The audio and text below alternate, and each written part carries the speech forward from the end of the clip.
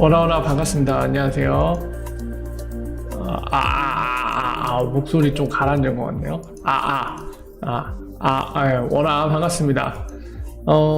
푸른 소나무님, 이수진님, 그리고 김선미님, 알렉스채님, 호연님, 장초딩님, 마리오님, 그리고 김선미님, 제뚜님, 천일호님 모두 반갑습니다. 오라오라 반갑습니다. 오랜만에 보시는 느낌이 드시나 보네요, 선미님은. 뭐 제가 지난주 금요일날 방송이 없었어서 더 그럴 것 같다는 생각이 드네요. 저도 약간 그런 느낌이 들긴 하네요. 금요일날 방송이 없어서 그런지 굉장히 오랜만에 방송 키는 느낌이 듭니다. 자, 비가 굉장히 많이 내리는데요. 당분간은 바람도 많이 불고 비도 많이 온다고 하죠. 별로 반가운 날씨는 아닌 것 같은데, 날씨는 이래도 우리가 확인해야 될 소식들이 있기 때문에 소식들을 함께 살펴보도록 하겠습니다. 빠르게 볼게요. 자, 오늘 소식 12가지 정도 될 텐데 하나씩 보도록 하겠습니다. 자, 첫 번째 소식은 지금 보시는 거 SBI VC 관련된 소식인데요. 지금 보시는 것처럼 SBI VC가 드디어 몇 년이야? 2018년 6월쯤인가? 4월인가 5월인가 이때쯤에 처음으로 SBI VC라는 SBI가 운영하는 암호화폐 거래소가 탄생을 했죠. 근데 그때 초창기 때부터 되게 설레발 많이 쳤던 게 2018년 2월인가 4월쯤에 리플사를 통해서 엑스라피드를 위한 거래소다, 이거를 못을 받고 출시도 되기 전에 그 얘기부터 하고 굉장히 많은 홍보를 하면서 등장을 했었거든요. 근데 세상에 2년이 지나서야 어플리케이션을 출시했습니다. 이런 거 보면서 간접적으로 매번 느낍니다. 이미 일본에서 사시는 분이나 또는 일본에 다녀오신 분들, 일본의 사정에 대해 잘 아시는 분들이 일본이 생각보다 선진국인데도 불구하고 뭐 금융 시스템이라던가 IT 이런 것들은 우리나라에 비해 현저히 떨어진다, 이런 얘기 많이 하시는데 이런 데서도 또 느끼는 것 같아요. 무려 2년이 지나서야 지금 화면 보시는 것처럼 아이폰으로만 어플리케이션이 출시가 됐습니다. 암호화폐 거래 어플이 출시가 됐고요. 안드로이드는 조만간 출시를 한다는데 뭐 어쨌든 그렇습니다. 지금 같은 경우는 SBI VC 이 어플리케이션은 SBI 그룹이 이제 IR 자료라고 이제 투자자들을 위해서 본인들의 실적이라던가 또는 앞으로의 로드맵 일정들에 대해서 공개했을 때 지난번이죠, 4월인가 5월쯤에 공개한 본인들 정기적인 보고자료에 6월 중으로는 SBI VC 어플리케이션을 출시하겠다 했는데 웬일로 그 시간은 지켰어요. 거기서 언급한 대로 약속 시간은 지켰는데 문제는 ODA에 관련된 거죠. 다행히도 이들의 이런 아까 앞서 말씀드린 2년여에 걸쳐서 어플리케이션 출시할 정도로 되게 진행도는 느리지만 SBI 리플 아시아의 CEO로 있는 그 친구 에럼 트레이드만인가요? 이름이 정확히 기억 안 나는데 그 사람이 최근에 인터뷰했을 때 올해 안에는 출시할 것으로 보인다라고 얘기를 했죠. 늦어도 내년이라고는 했는데 어쨌든 ODL 테스트를 하고 있고 연말에 선보일 수 있을 것 같다, 그렇게 얘기했기 때문에 아직도 몇 달이 남았네요. 빨리 좀 했으면 좋겠는데. 종란님 워라 어서오세요. 반갑습니다.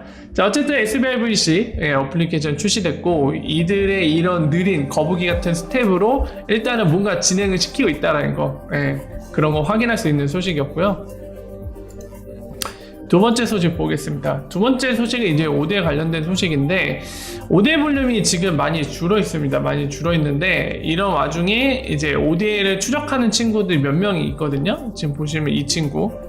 이 친구랑 이제 유틸리티 스캔이라는 사이트를 운영하는 그 개발자 친구들이 OD에 관련된 이 트랜잭션을 계속 추적하고 있는데 이 친구 말에 따르면은 지금 보시는 것처럼 요거 주황점 있죠? 요거 주황점들 리플사가 그 재무적인 관점에서 쓰이는 ODL 사용을 줄이고 본연의 리테일 레미턴스 쪽에 집중을 하겠다라고 선언한 이후에 이제 볼륨이 줄었는데 그 시점 이후로 지금 보시는 것처럼 이 주황색의 새로운 ODL 사용 태그가 확인이 됐다고 합니다.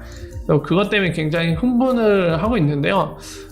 이거는 일단 지켜봐야 될 것 같아요. 더불어서 이제 ODL 관련된 것도 언급이 나와서 덧붙여서 얘기하면 이 친구들 같은 경우는 지금 뭐 한국도 ODL 쓰는 거 아니냐 이런 얘기를 하고 있어요. 빗썸에서 비트파이넥스 또는 빗썸에서 비트스탬프 간에 이런 식의 거래가 보이기 때문에 한국도 ODL 쓰는 거 아니냐 이런 얘기도 하는데 그거는 가능성이 매우 낮죠. 낮다고 보여집니다. 왜냐면은 우리나라는 불법이기 때문이죠. 정부에서 허락을 안 해주죠. 정부에서 허락 안 해도 쓸 수는 있습니다. 근데 기업 입장에서는 상당한 리스크를 안고 가야 되겠죠. 쓰다가 걸리면 두들겨 맞아야 될 테니까요. 그런 법적인 리스크를 다 감당을 해야 되기 때문에 물리적으로는 가능하겠지만 이제 좀 이 법이라는 그런 족쇄 때문에 사용하기가 힘들다고 봐야겠죠. 자, 아마 그거는 차익 거래가 아닐까 싶은데 더군다나 거래소 중 하나는 비트파이넥스라는 거래소입니다. 비트파이넥스는 미국에서도 지금 커트당한 그런 쪽이죠. 거래소죠. 그래서 미국 금융기관과도 거래가 쉽지 않을 텐데 그런 점을 감안할 때 이거는 빗썸이 쓰는 건 아마 차익 거래가 아닐까 싶은데 어쨌든 이 친구들 ODL이라고 생각하고 지속적으로 추적을 하고 있는 것 같습니다. 어쨌든 새로운 패턴이 등장하는 거는 그게 차익 거래든 또는 ODL 사용이든 나쁠 건 없으니까요. 그런 점에서는 우리가 좀 긍정적으로 생각해 볼 수 있는 부분은 있을 것 같습니다. 그래서 ODL 관련된 거 말씀을 드렸고요. 안돼. 잠깐만. 아니 깜짝이야. 테더 또 발행한 줄 알았네. 자, 세 번째 소식은 R3 소식인데요. 이런 게 있을 줄 몰랐네요. 칸투어라고 지금 보시는 게 이제 칸투어라고 네이밍되어 있는데 이게 R3 코르다 제품 중에 트레이드 파이낸스에 쓰이는 제품이라고 합니다. 이름이 이렇게 붙었다고 해요. 이거 말고도 네이밍이 붙어있는 애들이 꽤 있는 걸로 아는데 이 네임마다 이 코르다라는 블록체인을 써서 이제 그 정용 분야가 있는 것 같아요. 지금 보시는 칸토어는 지금 트레이드 파이낸스, 즉 무역금융, 무역대 대금 처리하는 거 이런 쪽으로 쓰이는 모양인데 여기서 약간 놀라운 거는 이 친구는 또 이제 약간 선동식으로 또 얘기를 했어요. 코르다 같은 경우는 코르다 네트워크에는 뭐 칸토어든 뭐든 간에 어쨌든 코르데비라는 분산 어플리케이션 쓸 수 있는데 이게 코르다 세틀러라고 이미 존재를 해요. 그러니까 코르다 플랫폼을 쓰는 이 고객들은 이 뎁을 써갖고 뎁 중에서도 코르다 세틀러 이거를 쓰면 XIP로 세틀먼트는 가능하거든요. 이건 이미 알려진 사실이고 특별히 놀라울 만한 사실은 아닙니다. 근데 이 친구는 또 이제 그런 내용 파악을 못하니까 이런 칸토라는 그림에 지금 보는 것처럼 이런 식으로 보니까 코르다 세틀러라고 이것 때문에 뭐 XIP 만세 약간 하는 것 같은데 새로운 사실 아닙니다. 코르다 세틀러는 어차피 XIP 또는 스위프트 네트워크로 세틀먼트 가능하죠. 두 가지 다 지원을 하고 있는 상황이기 때문에 새로운 사실이 아니고요. 오히려 우리가 좀 눈여겨봐야 될 사실은 이 부분인 것 같아요. 보면은 2018년부터 2018년 10월이거든요. 이때부터 실제적인 사용이 있었습니다. 보니까 ING라는 은행, 그리고 HSBC, 그리고 수입하는 기업과 수출하는 그런 기업명까지도 적혀 있거든요. 이게 실제적으로 쓰이고 있었고 타임 리덕션, 그러니까 이게 기존 방식으로 했을 때는 뭐 예를 들어서 5일에서 10일 걸리는데 하루로 땡겼다, 24시간을 땡겼다, 또는 그 다음 거는 뭐 7일에서 10일 정도 걸리던 거를 이 칸토어를 써갖고 하루로 땡겼다. 그리고 사용한 이 은행들은 ING와 HSBC, 이 은행들을 끼고 했던 기업들은 릴리언스랑 트리콘이라는 기업이다. 막 이런 실제적인 사용례가 나와 있어요. 그래서 상품도 뭔지 나와 있거든요. 광물도 있네요. 보니까 울도 있고 소비자 상품 뭔지 모르겠는데 중국에서 이제 아랍에미리트고 뭐 이런 식으로 실제적인 사용료가 있었다는 거를 오히려 눈여겨봐야 될 부분이 아닌가 싶습니다. 이미 이 트레이드 파이낸스에 이렇게 실제적인 사용을 하고 있었어요.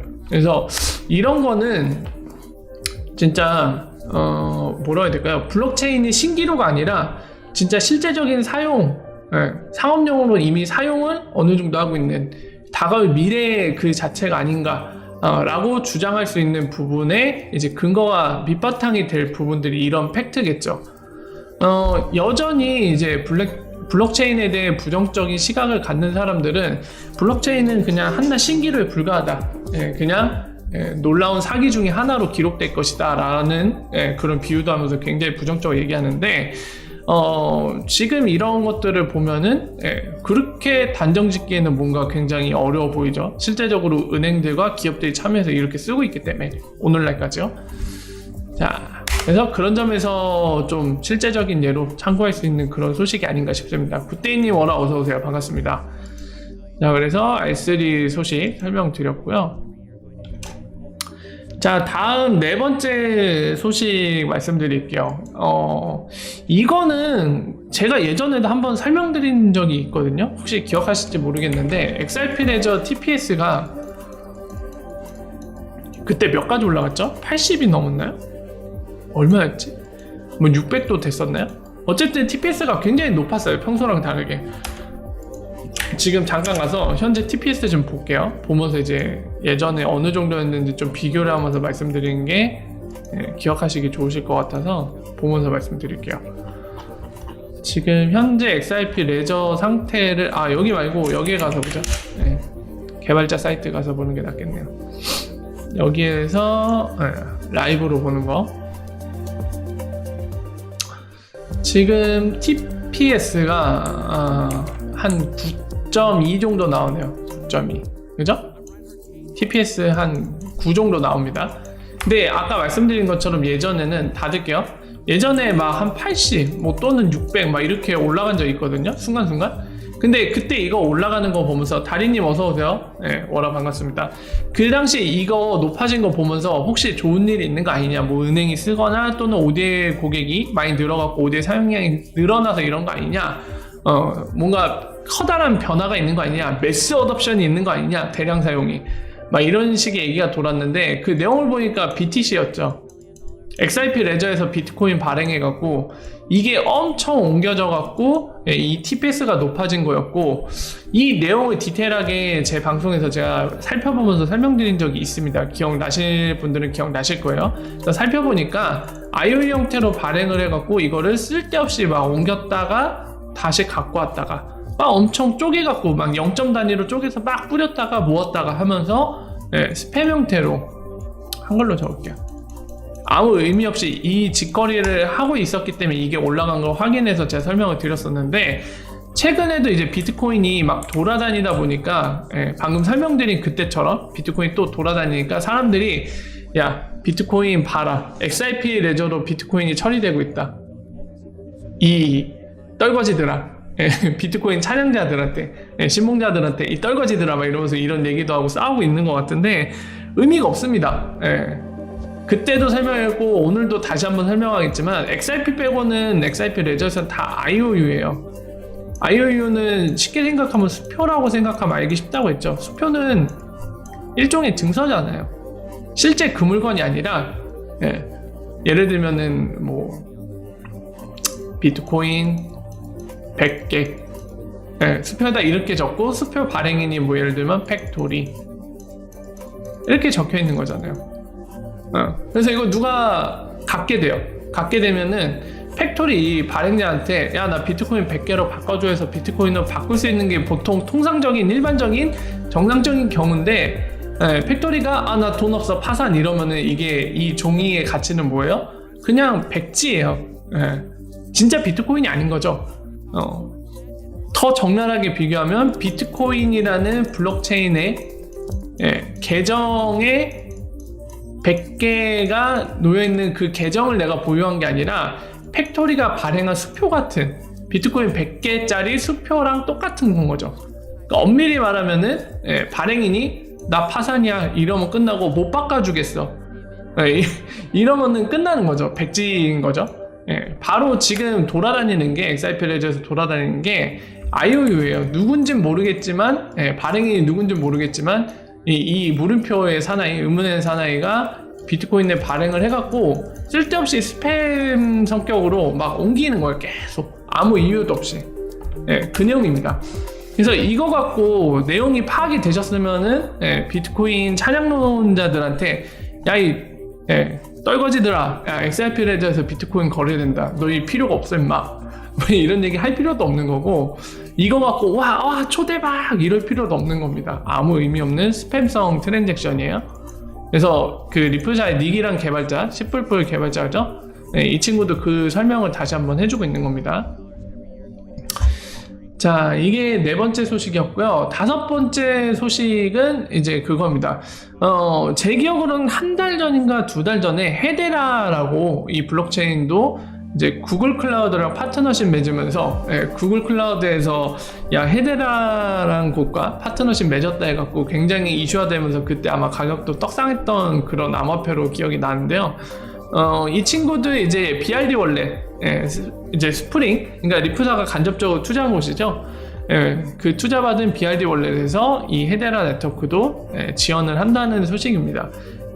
크게 별 의미는 없을 것 같아요. 지금 보신 것처럼 BRD 월렛이 암호화폐 산업 전반적으로 다 지원을 하는 것 같고, 여기서도 언급되는데 블록셋이라고 이제 BRD 월렛이 엔터프라이즈급 기업들을 지원하기 위해서 만든 그 블록셋 역시도 지원을 한다는 내용입니다. 그러니까 이제 그 BRD 월렛이 여러 군데 XRP 뿐만이 아니라 본인들 본연이 갖고 있는 그 사업, 엔터프라이즈를 위한 솔루션을 만들겠다. 그래서 블록셋을 만들었고 XRP 뿐만이 아니라 다른 암호화폐도 다 지원한다. 본연의 그 사업 내용으로 가고 있다라는 거, 그 점도 참고하시면 될 것 같습니다. 자, 다음 소식 바로 볼게요. 여섯 번째 소식이고요. SBI 그룹이 암호화폐 펀드를 만든다고 합니다. 펀드를 만든다고 하는데 그림이 어디 있더라? 그림 보면서 하면 더 좋을 것 같은데. 그림 따로 제가 안 했네요. 그냥 말로 설명드릴게요. 자, 암호화폐 펀드를 만든다고 발표가 됐습니다. 그래서 그 포트폴리오 구성은 절반이 XRP래요. 역시 SBI는 XRP를 밀 수밖에 없는 그런 관계죠. 지금 같이 동반자이기 때문에 XRP를 밀 수밖에 없는 상황이고, 본인들이 XRP 잘 돼야지 본인들도 이득이 크니까요. 그래서 이 포트폴리오 절반은 50% XRP, 뭐 나머지는 비트코인, 이더리움이겠죠. 뭐 나머지는 어떻게 구성하는지 크게 관심 없고요. 자, 재밌는 거는 그게 있습니다. 이거를 할 예정이라고 하는데, 일본에 있는 일본인 양반들한테 얘기 들어보니까 ETF가 아직 승인이 안 된 상태래요. 일본 내에서. 우리나라 금융감독원 있듯이 일본에도 뭐 이제 금융 관련된 거를 관리 감독하고 감시하고 그리고 규제하는 기관이 똑같이 있을 텐데, 듣기로는 ETF성 상품들이 승인이 안 됐다고 해요. 그래서 SBI가 이런 법적인 컴플라이언스 문제에 대해서 구체적으로 어떻게 할 건지 언급은 아직 없기 때문에 정확히는 알 수 없습니다만은, 이제 일본의 그 FX 코인이라던가 그쪽에 일본 금융 전문가들 예측으로는 신탁 형태로 하면은 법적인 절차상의 문제는 없다라고 합니다. 근데 제가 주식 투자를 안 해봐서 모르겠어요. 이 신탁이라는 게 뭐 대충 느낌적으로는 알겠는데, 이거를 지금 상황에서 신탁 형태로 하면은 우회가 가능하다, 뭐 가능할 거다, 법적으로 무리가 없다, 뭐 이런 얘기를 하는데, 지금 그런 식으로 진행이 될 거라고 그렇게 예상을 하고 있습니다. 뭐 어쨌든 우리가 생각해보건데 SBI가 그런 법적으로 불가능한 거를 그냥 고려도 안 해보고 검토도 안 해보고 하겠다라고 선언하지는 않았을 걸로 상식적으로 생각이 되어지거든요. 그러니까 방금 뭐 가능성을 얘기해봤지만은 뭐 이게 맞을 수도 있고, 아니면 이제 일본 내 금융 전문가들도 예상치 못한 다른 방법으로 시행을 할지 모르겠는데, 어쨌든 사전에 이 상품을 IR 자료로 공개한 거기에 나오는 내용이거든요. 투자자들한테 충분히 검토도 안 해보고 그냥 될지도 안 될지도 모르는 거를 하겠다라고 얘기하진 않았을 것이다. 상식적으로 이렇게 생각이 되어지기 때문에 아마 컴플라이언스 부분에서 가능한 상태가 아닐까, 검토가 끝나서. 그래서 실제로 시행이 가능하지 않을까, 이런 생각이 드는 부분입니다. 자, 그래서 SBI가 XIP 포트폴리오를 비중을 굉장히 높게 책정한 상품을, 암호화폐 펀드를 만들 거라는 거 참고하시고요. 자, 7번째 소식입니다. 그 그랜포더 웹은 지금 코이사가 웹 모네타이제이션, 웹 생태계를 구축하기 위해서 모질라 재단과 크리에이티브 커먼즈라고 저작권 관련된 그 업체야 셋이 힘을 합쳐갖고 만든 프로젝트거든요. 그래서 이전에 몇 번 설명드렸죠. 일정 기간을 두고 좋은 아이디어들을 다 제안을 받고 그 중에서 좋은 아이디어로 선정된 사람들을 수상해갖고 상금을 주겠다라고 해서 진행이 됐었는데요. 그 중에 하나로 지금 이 쉐어라는 레브쉐어라는 요게 수상을 받았다고 합니다. 내용은 제가 간단히 설명드릴게요. 자, 보시면은 기본적으로 뭐라 해야 될까요? 크리에이터 1인, 그리고 이 사이트 또는 동영상을 쓰는 컨텐츠 소비자 1인, 이런 식으로 매칭해서 웹 모네타이제이션 통해서 이제 XIP로 이제 세르먼트 되는 거죠. 마이크로 페이먼트로.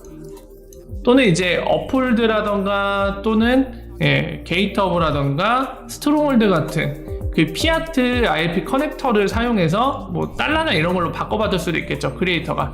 자, 어쨌든 이게 기본 구조인데 잘 생각해보면 실제적인 이 크리에이터들은 뭐 블로그 하는 친구들, 특히 이런 친구들 많을 거예요. 블로그 사이트 운영하면 마치 어떤 커뮤니티처럼 커뮤니티 설립자가 있을 거 아니에요. 설립자 있고 그 밑에 무슨 뭐라고 해야 될까요? 밑에 뭐 분야별로 나눌 수 있겠죠. 뭐 예를 들면 암호화폐를 예를 들어서 얘기하면은 뭐 비트코인 담당, XIP 담당, 뭐 이런 식으로 땡땡땡땡땡 여러 가지 담당이 있을 수도 있는데, 설립자가 혼자서 모든 거 관리할 수도 있지만 밑에 같이 협업을 하는 경우도 있잖아요. 이런 경우는 같이 이익을 배분해야 될 텐데 이런 거를 쉽게 구현하기 위해서 그런 거예요. 그러니까 설립자가 뭐 5를 먹고 나머지 이제 이 비트코인 담당이나 XIP 담당, 이 게시판 담당들이 웹 모네타이제이션 했을 때 111로 먹는다 했을 때 이거를 사실 하드 코딩을 했었어야 돼요, 기존에는. 근데 그거를 쉽게 할 수 있는 거를 만들어서 공개했습니다, 자바스크립트 컴포넌트를. 그래서 그냥 간단하게 이런 식으로 각 해당자의 이 IP 그 페이먼트 포인터를 적고 비중을 적으면 돼요. 60대 40, 6대 4로 나누겠다, 이 사이트에 왔을 때. 이런 거 쉽게 할 수 있도록, 쉽게 몇 줄만 넣으면 구현되도록 이거를 했는데 이게 수상을 했습니다. 축하하고요. 이런 건 상당히 좋은 거죠. 실제적으로 이제 개발자들이 이렇게 손쉽게 이 실제적인 웹 생태계에서 사용자들이 원하는 거, 니즈, 그 필요로 하는 것들을 구현해서 손쉽게 쓸 수 있도록 만들어주고, 실제로 이것들이 사용되어졌을 때 실제로 이제 리플사가 원하는 거, 그리고 코이사가 원하는 이 웹 모네타이제이션 생태계가 점점 구축이 되고 점점 더 사용자가 늘어나고 결국에는 이게 규모의 경제를 이루는, 하나의 시장을 이뤄내는 성공으로 가는 길로 갈 수 있거든요. 그러니까 그런 측면으로 볼 때는 이런 것들은 앞으로의 발전을 뭐라 해야 될까요? 가능케 할 수 있는 디딤돌이 될 겁니다. 그래서 이런 것들은 상당히 좋은 투자이자 좋은 일들로 보여집니다. 자, 이게 7번째 소식이었고요. 8번째 같은 경우는 이제 뱅가드인데, 뱅가드 몇 번 언급됐었죠. 그 해외에 있는 친구들이 선동하느라 언급됐었는데 사실 XRP와 직접적인 뭐 관련은 없습니다. 지금은 왜 언급하냐면은 뱅가드가 투자 금융이라고 볼 수 있는 곳이죠. 상당히 규모가 있는 투자 금융 회사인데 이 친구들이 BNI 멜론, 뉴욕에 있는 금융기관이죠. 그리고 스테이트 스트리트, 그리고 이게 뭐죠? 신비어? 자, 이런 금융기관들과 힘을 합쳐갖고 블록체인 플랫폼 파일럿 테스트를 완료했고 올해 3분기 3분기에 라이브로 들어간다고 합니다. 실제적으로 외환거래에 쓴다고 합니다. 외환거래 나와있죠. 이런 것들이 아까 그런 것과 좀 비슷한 맥락에서 볼 수 있을 것 같아요. 아까 세 번째 소식으로 R3 코르다 플랫폼을 이용한 칸토어라는 거, 무역금융 솔루션 전용이죠. 이 칸토어가 실제적으로 뭐 HSBC라던가 ING은행이라던가 이런 데를 통해서 실제적인 기업들이 실제 무역금융 하는데 사용을 했었잖아요. 실제 상품들 수출하고 수입하고 그 대금을 처리하는 것까지, 그리고 실제적으로 비용 절감 효과, 그리고 시간 절감 효과, 여러 가지 효과가 있었는데, 이거 역시도 이런 식으로 투자금융 회사들이 실제적으로 외환거래, 본인들 금융 업무를 보는 데 있어서 이 블록체인이라는 걸 실제적으로 씀으로써 아까 말씀드린 대로 이제 블록체인이 여전히 사기다, 미래는 곧 없어질 거다, 이거는 채택될 수 없다, 메인스트림으로 들어올 수 없다, 이런 부정적인 시각들을 하나하나 날려버릴 만한 실제적인 예가 되는 거죠. 그래서 그런 측면에서 이런 것들은 좋은 소식이라고 볼 수 있는 것 같아요. 산업 전반에 관해서 말이죠. 자, 이게 8번째 소식이었고요. 9번째 소식이 텔레그램 소식입니다. 여러분들 혹시 텔레그램 ICO 사신 분 계시나요?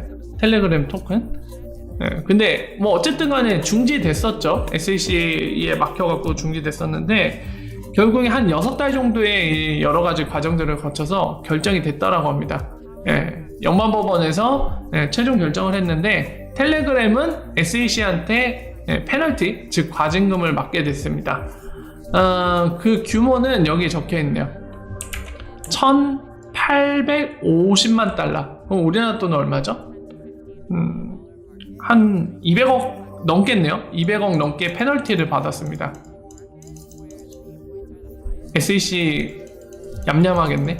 옴뇸뇸하겠네요. 얌얌 한 200원 먹었다 막 이러겠네. 어쨌든 과징금 페널티를 먹었다라고 합니다. 정리가 됐죠. 그리고 다른 기사에서 제가 기억나는 걸로는 텔레그램이 이걸 안 할 거라고 제가 기사를 봤던 것 같아요. 정확하진 않은데 뭐 나중에 한번 확인해 봐야겠네요. 이거를 중단한 걸로 저는 알고 있는데, 어쨌든 과징금까지 최종 결정이 이르러서 이제 SEC가 얌얌 해가겠죠. 자, 이게 9번째 소식이었고요. 10번째는 위에 이런 규제 문제랑 좀 관련 있는 거래요. 블룸버그에서 기사가 나왔는데, 그 트윗하면서 브래드 갈링하우스가 최근에 크리스 라센이 그랬듯이 공개적으로 얘기를 하고 있죠. 좀 약간 간접적으로 세게 얘기하고 있네요. 그러니까 요지는 그겁니다. 프라이빗 섹터, 즉 기업들을 얘기하는 건데, 기업들은 본인들 목을 잘하고 있는데 이 정책 위반자들, 레귤레이터 얘기하는 거죠. 또는 입법하는 양반들, 국회의원들이 할 일을 못하고 있다는 얘기입니다, 사실. 그러면서 이 산업이 혁신되고 발전되고 확장되고 좀 더 발전하려면은 룰이 필요하다. 우린 그 룰을 알고 싶다. 그 얘기를 하고 있는 거예요. 그러니까 이거는 사실상 정책 위반자나 레귤레이터들, 규제기관들한테, 그러니까 정부죠. 정부와 이제 미 상하원 의원들한테 하는 얘기죠. 일 좀 해라, 똑바로 해라, 이 얘기죠. 뭐 어떻게 좀 해줘야, 규제를 클리어하게 해줘야 우리가 뭐 할 수 있을 거 아니냐. 중국한테 질 거야? 약간 이 얘기, 크리스 라센이랑 비슷한 얘기를 하고 있어요. 그래서 리프 CEO도 입이 근질근질했는지 트윗에다가 한마디 남겼습니다. 자, 이게 10번째 소식이고요. 다음 11번째 소식이 이제 리프 CEO가 브래드 갈링하우스가 7월 17일 지금 보시는 것처럼 챔버 디지털 커머스라는 이런 컨퍼런스에 나가서 얘기를 할 거라고 합니다. 온라인으로 진행되는 것 같죠? 파이어사이드 챗이라고 되어 있는 거 보니까. 옆에는 누구죠? 처음 보는 양반인데. 어쨌든 그때 나와서 어떤 얘기를 하는지 그때 가서 또 한번 살펴보고요. 자, 이게 11번째 소식이고요. 마지막 소식이, 자, 요 소식입니다.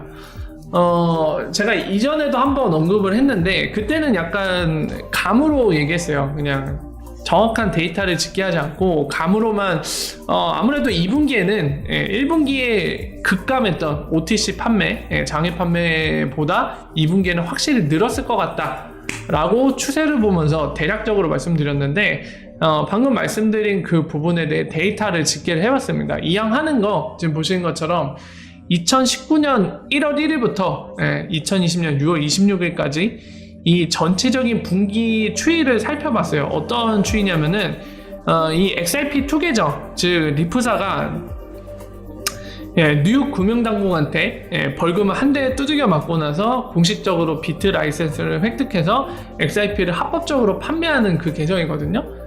그 계정의 분기별로 XRP 판매 개수를 데이터를 집계를 했습니다. 그 데이터 집계한 게 결과가 요거거든요. 그래서 보시면은 작년 1분기 3억 5천만 개, 2분기도 거의 비슷해요. 3분기에 줄어들죠, 3억 개. 그리고 4분기에 어떻게 되나요? 2억 개 밑으로 내려왔어요. 그리고 1분기에 1억 5천만 개까지 내려왔었죠. 근데 2분기 돼서 작년 1분기, 2분기, 3분기, 4분기보다도 훨씬 많은 개수인 4억 개 가까이를 판매를 했습니다. 물론 XRP 개수 기준이에요. 이 얘기는 어떤 걸 의미하냐면요, XRP를 달러로 환산했을 때 평단가를 얼마로 해서 판매했는지 모르기 때문에 개수만 따졌을 때는 올해 2분기에 역대급으로 판매한 것 같지만 우리는 알고 있죠.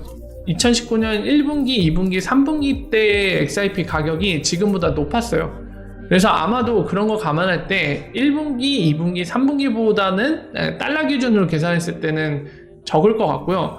다만 정확한 계산은 안 해봤지만, 그리고 하더라도 정확하게 알 수 없는 게 리프사가 이 금융기관들한테 XRP를 판매할 때 이 평단가를 얼마로 계약하는지 우리가 절대 알 수 없잖아요. 다만 이제 그 해당 시기 분기에 XRP 평균 가격이 얼마냐, 이걸 통해서 대략적으로 생각해 볼 수 있을 텐데, 그런 측면에서 볼 때는 아마도 1분기 때 급감했던 XRP OTC 판매 그 금액이 2분기 때는 확실하게 늘었을 거다. 왜냐면은 보면은 여기 한 1억 5천만 개거든요, 1분기 때가. 근데 2분기 때는 4억 개예요. 그러니까 예를 들어서 1억 5천만 개를 뭐 개당 300원에 팔았더라도 4억 개를 200원에 팔아요, 2분기에. 그래도 평단가가 낮기는 한데 3분의 2 수준밖에 안 되긴 하지만 워낙 판매 개수가 많기 때문에 이쪽이 더 달러로 환산했을 때 더 많이 판 게 되겠죠. 그래서 지금 말씀드린 대로 대략적으로 살펴봐도 이런 상황이기 때문에 아마 2분기 때는 늘었을 겁니다. 그래서 7월 셋째 주 되면은 또 발표할 거 아니에요, 2분기 실적을. 아마 이때 발표한 내용을 보면 OTC 세일은 늘지 않았을까 싶습니다. 분명하게도 늘었을 거예요. 얼마나 늘었을지는 이 평단가 판매가에 달려있는데 늘었을 겁니다. 자, 그래서 이거는 이제 팩트인데 이걸 갖고 이제 또 바라보는 관점이 다르실 수가 있어요. 어떤 분들은 OTC 판매 많이 하는 거 보면 이 새끼들이 이거 일은 똑바로 안 하고 XRP만 주구장창 팔고 있구만 하면서 부정적으로 생각하시는 분들 계실 테고, 어떤 분들은 또 이 장외거래로 리프사한테 사고 싶다고 하는 양반들이 많은 거 보니까 이제 금융기관들이 서서히 이게 투기 목적으로 XRP를 낮은 가격에 사서 팔려는 투기 목적으로 샀는지, 아니면 실제적으로 XRP를 사용하기 위해서 뭐 마켓메이커라든가 아니면 은행들이 필요에 의해서 이런 수요가 있어서 사기 시작한 거 보니까 굉장히 좋은 징조구나, 좋게 보는 분들은 그렇게 보시겠죠. 어쨌든 간에 뭐 양쪽 다 가능성이 있습니다. 왜냐면 우리는 단순한 지금 제가 설명드린 팩트만 갖고 이게 실제적으로 지금 시장이 어떤 상황이고, 그리고 이거 사들인 금융기관이 어떤 목적으로 사들였는지, 리프사가 먼저 막 이 영업을 다니면서 제발 사주세요 이래서 어거지로 판 건지, 아니면 반대로 금융기관들이 리프사 찾아와갖고 야 XRP 필요한데? 나 사고 싶어. 야 이거 나중에 가치가 되게 오를 것 같아. 투기 목적으로 좋은 투자가 될 것 같아 해서 먼저 찾아와서 사고 싶다고 해서 이렇게 판매가 느는 건지도 모르고요. 아니면 아까 얘기했듯이 리프사가 방문 판매를 하고 있을 수도 있죠. 제발 좀 사줘, 싸게 팔 테니까 제발 좀 사줘, 이래서 판매량이 늘었을지 그건 우리가 모르는 일이기 때문에 양쪽 다 가능성이 있긴 한데요. 일단은 여러 가지 정황과 합쳐서 살펴봐야 될 것 같습니다. 앞으로 그때도 말씀드렸지만 ODL의 추세를 살펴봐야 돼요. 만약에 리프사가 분기보고서에 작년 4분기인가 3분기 때부터 공개적으로 그 얘기를 하고 있거든요. 여러분 기억하실지 모르겠지만 OTC 세일에 집중하겠다라고 얘기하죠. 이 오픈마켓에 파는 프로그래틱 세일을 줄이고 실제로 그때부터 거의 바닥으로 줄여놨었죠. 그거 하면서 OTC 세일에 집중할 거고, 그 OTC 세일은 누구한테 집중한다? XRP를 활용하는 ODL이라던가 이런데 거기 시장에 금융기관들한테 집중시키겠다라고 얘기를 했었거든요. 그러니까 만약에 그런 목적을 정확히 따라서 이 2,4분기에 판매량이 늘은 거라면은 뭔가 ODL이랑 상관이 있을 가능성이 큽니다. 근데 그거는 이제 리프사가 예전에 했던 얘기 바탕으로 이제 생각을 했을 때 이건데, 만약에 그게 실제적으로 맞았다고 하면 앞으로 이제 ODL 변화에 있어서도 실제적으로 그런 것들이 나타나야 되겠죠. 그래서 그런 것들을 지켜보면서 이 ODL 판매 늘은 게 긍정적인 부분인지 아니면은 부정적인 부분인지 한번 살펴봐야 될 것 같습니다. 제 얘기 이해가 되시죠? 그래서 12번째 소식은 리프사 2분기에 OTC 판매가 늘었다는 부분, 그리고 그걸 갖고 우리가 어떤 시각과 어떤 생각을 갖고 살펴봐야 되는지 그 부분까지 설명을 드렸습니다.